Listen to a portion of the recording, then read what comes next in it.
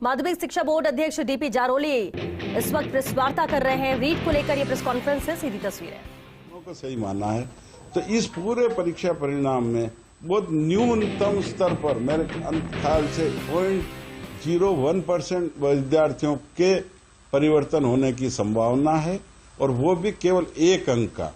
कुछ बच्चों के एक अंक बढ़ सकता है, एक अंक कम हो सकता है, इससे ज्यादा परीक्षा परिणाम में कहीं परिवर्तन नहीं है। इसके अतिरिक्त तो उन्हीं बच्चों के परिवर्तन है जो हमने आपत्तियां मांगी है। कुछ बच्चों ने दो फॉर्म भरे थे, जैसे आपको सारी स्थितियां मालूम है। 2 फॉर्म भरे थे और 2 फॉर्म में एक फॉर्म में उसने भाषा भरी हिंदी और संस्कृत, दूसरे में भरी हिंदी और इंग्लिश।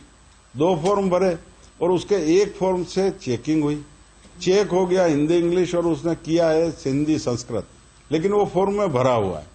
तो उस फॉर्म के आधार पर हम पुनः चेकिंग कर रहे हैं। तो उन बच्चों के तो मार्क्स स्वाभाविक रूप से बढ़ेगा, क्योंकि 2 फॉर्म भरे तो 2 में से जिस फॉर्म से उसने किया है उसके आधार पे चेकिंग होगी, और वो सारी हो चुकी है।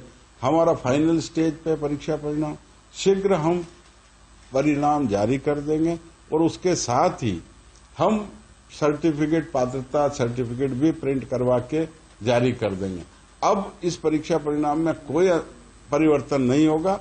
विगत में जो नवंबर में हमने परीक्षा परिणाम 2 को जारी किया था, 3 से लेके कोई हमने आपत्तियां मांगी थी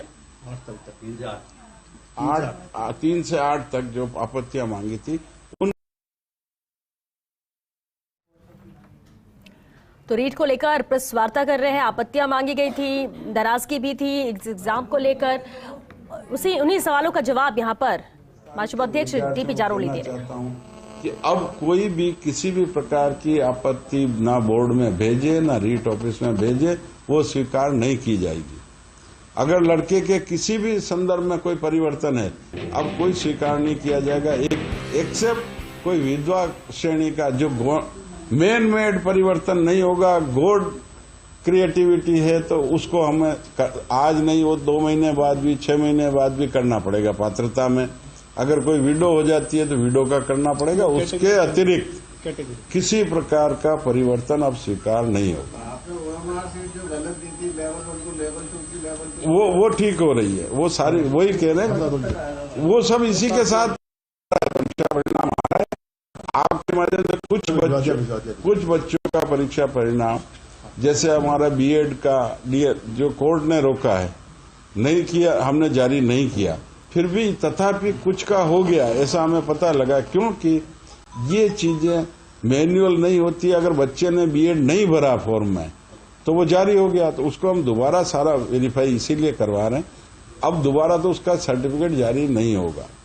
और तथापि कुछ भी होता है तो मैं आपके माध्यम से कहूंगा कि ये तो जब उनकी भर्ती होगी वहां इनके ओरिजिनल डॉक्यूमेंट चेक होंगे, क्योंकि किसी ने गलत भरा हुआ है तो उसके आधार पर भी होगा जारी। तो लेकिन जो बच्चे ने भरा उसी के आधार पर। सर, एक बीएड के साथ बीएड सीडी भी कोई चाइल्ड डेवलपमेंट वाला, हाँ जी, वो 2 कैटेगरी का था, उसमें शायद रोका था। उसका रुकेगा, ऐसा है कि वो हमने आज पता किया है। हम फिर एक कमेटी गवर्नमेंट से और भेजेंगे फाइनली, लेकिन उसमें एडमिशन होता है ग्रेजुएशन के बाद। ग्रेजुएशन के बाद होता तो वो बीएड ही है। और अभी कोर्ट का जो माननीय उच्च न्यायालय का जो डिसीजन हुआ है उसकी कॉपी हमें सबमिट नहीं, हमें मिली नहीं, अभी ऑनलाइन अपडेट नहीं हुई है।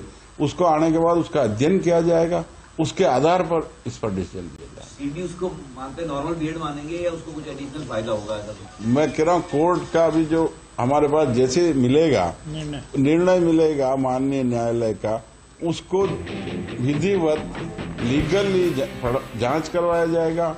उसके पश्चात उसमें क्या लिखा है, अगर उसमें फिर भी कोई भ्रांतियां होगी तो हम इसमें एक्सपर्ट कमेटी वैसे ही बिठाई जाएगी जो ये तय करेगी कि इसकी मान्यता उसके इक्विवेलेंट है या नहीं।